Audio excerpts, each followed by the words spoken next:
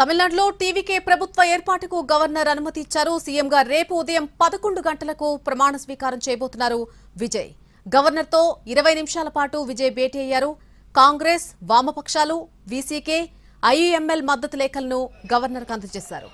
ప్రభుత్వ ఏర్పాటుకు అవసరమైనటువంటి మెజారిటీ ఉందని వెంటనే ప్రభుత్వ ఏర్పాటుకు ఆహ్వానించాలని కోరారు.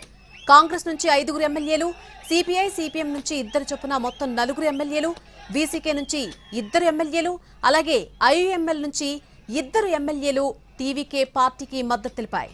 మొత్తంగా 120 మంది ఎమ్మెల్యేల మద్దతు ఉండడంతో ప్రభుత్వ ఏర్పాటుకు గవర్నర్ అంగీకరించారు. దీంతో రేపు ఉదయం 11 గంటలకు ప్రమాణ స్వీకారం చేయనున్నారు TVK chief Vijay.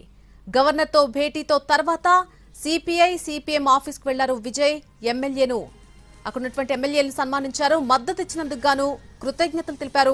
CPI, CPM పార్టీలు బేషరతుగా టీవీకేకి మద్దతు ప్రకటించాయి. ఇక టీవీకే ప్రభుత్వ ఏర్పాటుకు లైన్ క్లియర్ కావడంతో ఆ పార్టీ కార్యకర్తలు సంబరాల్లో మునిగిపోయారు. స్వీట్లు పంచుకుంటూ, టపాసులు కాలుస్తూ తమ ఆనందాన్ని వ్యక్తం చేస్తున్నారు టీవీకే కార్యకర్తలు.